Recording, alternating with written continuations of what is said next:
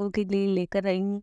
जो आप लोग गलती करते हो वो मैंने भी किया है और आप भी करते हो, और ये वीडियो मैंने इसलिए बनाया है कि आगे आप ऐसी कोई गलती ना करें, क्योंकि जो बिगनर्स होते हैं उन लोगों को पता नहीं होता है। इसीलिए मैं ये वीडियो बना रही हूँ ताकि ये वीडियो देख के आपको पता चल सके कि आपको क्या करना चाहिए।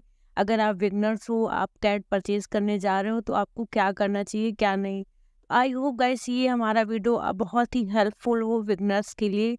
आपको क्या करना चाहिए क्या नहीं करना चाहिए, तो ये वीडियो पूरा आखिरी तक जरूर देखिएगा। अगर वीडियो पसंद आए तो प्लीज़ चैनल को सब्सक्राइब कर लीजिएगा और वीडियो को लाइक कर दीजिएगा और बेल आइकन को जरूर प्रेस कर दीजिएगा। अगर कैट्स आप लोग रखते हो तो इतना तो बनता है गाइस। तो चलिए वीडियो को शुरू करते हैं। पहली गलती जो आप लोग सबसे ज़्यादा करते हो, जो कि मैंने भी किया है, गलती ये है कि जब आप लोग किटन्स परचेज करते हो, ये आप लोग ये नहीं देखते हो कि किटन्स कितने डेज के हैं, किटन हमें कितने डेज में खरीदना चाहिए कि नहीं खरीदना चाहिए।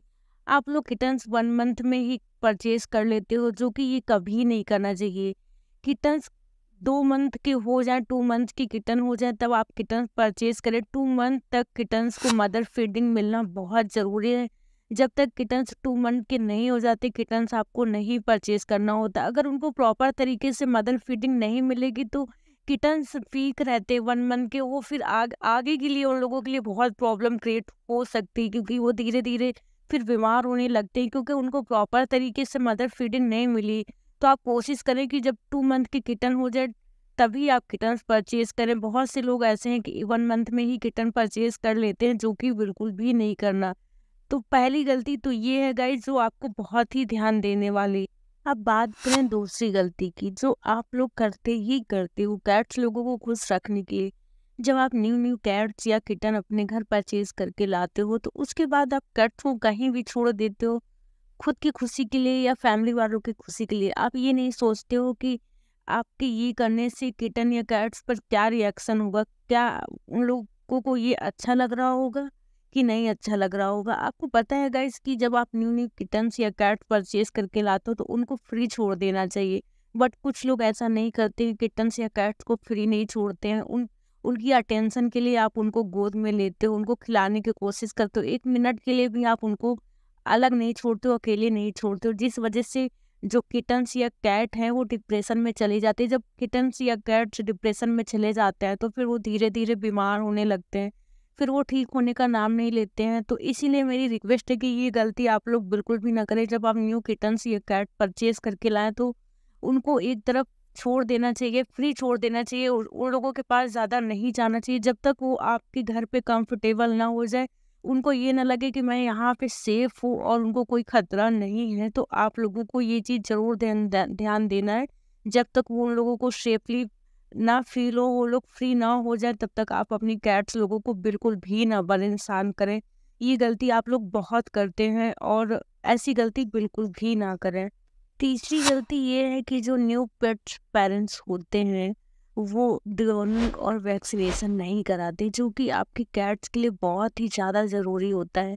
ज़्यादातर लोगों को तो ये भी नहीं पता होता है कि डिवॉर्मिंग होता क्या है, और कुछ लोगों को तो ये नहीं पता होता है कि अगर वैक्सीनेशन करानी है तो कितनी करानी है। इसका नुकसान ये होता है गाइस, जब आप वैक्सीनेशन नहीं लगवाते हैं तो कैट्स को बहुत जल्दी वायरल फैल जाता है, जिससे कैट्स के बचने के चांसेस बहुत ही कम होते हैं। और दूसरी बात ये भी है गाइस, अगर आप वैक्सीनेशन नहीं करवाते हो, अगर आपकी कैट्स को वायरल इन्फेक्शन हो गया है, तो इससे क्या होता है, अगर आपकी कैट्स को वायरल इन्फेक्शन है, आपके साथ साथ और भी कैट हैं, अगर एक कैट को वायरल इन्फेक्शन है तो दूसरी कैट को होने में ज़्यादा देर नहीं लगती। एक के साथ सभी कैट्स को वायरल इन्फेक्शन हो सकता है, इसलिए वैक्सीनेशन बहुत ही ज़रूरी होता है आपकी कैट्स के लिए।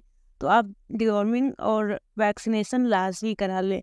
अब बात करें गाइस की डिवॉर्मिंग अगर आपको कैट्स करानी है तो क्यों करानी है। डिवॉर्मिंग गाइस होता है कि अगर आपके कैट्स के हेयर फॉल ज़्यादा हो रहे हैं तो उसके लिए डिवॉर्मिंग बहुत ज़रूरी है। और गाइस इसके लिए ये भी है कि अगर आपकी कैट के स्टूल में ब्लड आ रहा है तो इसके लिए भी डिवॉर्मिंग ज़रूरी है। अगर आपकी कैट्स का खाना डाइजेस्ट नहीं हो रहा है, वो बार बार खाना खा के वॉमिटिंग कर दे रही है, तो इसके लिए भी डिवॉर्मिंग बहुत ज़रूरी है। सबसे ज़्यादा देखा जाए गाइस की डिवॉर्मिंग जैसे कैट हम लोगों के पेट में कीड़े पड़ जाते हैं, वैसे कैट्स के लिए भी ये सब चीज़ें होती हैं। आपकी कैट्स को डिवॉर्मिंग इसलिए ज़रूरी होता है कि आपकी कैट्स के पेट में जो कीड़े हैं वो ना रहें। डिवॉर्मिंग टाइमली ज़रूरी, हर 3 मंथ में आपको डिवॉर्मिंग कराना बहुत ही ज़रूरी है, जिससे आपकी कैट्स को कोई भी इन्फेक्शन ना हो, पेट में कोई भी कीड़े ना पड़े। इस वजह से डिवॉर्मिंग कराना बहुत ही ज़रूरी है। अब बात करें चौथी गलती की, जो हम लोग और आप लोग बहुत ही ज़्यादा करते हैं और कुछ लोगों को पता नहीं होता है कि इसका मतलब क्या होता है और इससे क्या होता है, इसके फ़ायदे और नुकसान क्या होते हैं। गाइस, जब आप कैट्स या किटन आपके पास होते हैं तो सारी चीज़ें आप करवा लेते हो, डिवॉर्मिंग करा लेते हो, वैक्सीनेशन करा लेते हो, बट आप एडवोकेट नहीं करा। तो अब आपको लग रहा होगा कि अब ये एडवोकेट क्या है। गाइस, एडवोकेट ये है कि जैसे आपकी कैट को टाइमली एडवोकेट होता है तो जो फंगल इन्फेक्शन होता है, जहाँ से फंगल इन्फेक्शन निकलता है, आपके जो हेयर स्किन है कैट्स की, वहाँ पे एडवोकेट होता है। जो एक जो कैसे मैं आप लोगों को समझाऊँ, जैसे पोलियो नहीं होता है, जैसे ड्रॉप, पोलियो के ड्रॉप बच्चों को पिलाया जाता है, वैसे पोलियो की तरह होता है जो कैट्स की स्किन में डिप डिप करके डाला जाता है, उसको एडवोकेट कहते हैं, जिससे उनकी स्किन में जाता है और इससे आपकी कैट को बहुत ही रिलीफ मिलता है और बहुत फ़ायदा होता है। इससे आपकी कैट को इन्फेक्शन, ये फंगल इन्फेक्शन नहीं हो सकता है और आपकी कैट को फ्लीस नहीं हो सकता। गर्मियों में कैट्स को बहुत बचा के रखना होता है, इसलिए टाइमली एडवोकेट देना बहुत ज़रूरी है, जिससे आपकी कैट को फ्लीस ना हो और वायरल इन्फेक्शन या फंगल इन्फेक्शन ना हो। अगर फ्लीस हो गया या फंगल इन्फेक्शन हो गया तो आपकी कैट्स को धीरे धीरे फंगल इन्फेक्शन फैलता चला जाता है। अगर आप टाइम से इलाज ना करें या फ्लीस का इलाज ना करें तो फ्लीस होते जाते हैं, जिससे आपकी कैट का पूरे हेयर फॉल हो जाते। तो इन सब चीज़ों से आप अपनी कैट को बचा सकते हैं। आप टाइमली एडवोकेट दे सकते हैं। आप किसी भी नियरेस्ट पेट शॉप पे जाके आप बोल सकते हैं कि मेरी कैट्स को एडवोकेट कर दीजिए, तो वो एडवोकेट कर देते हैं।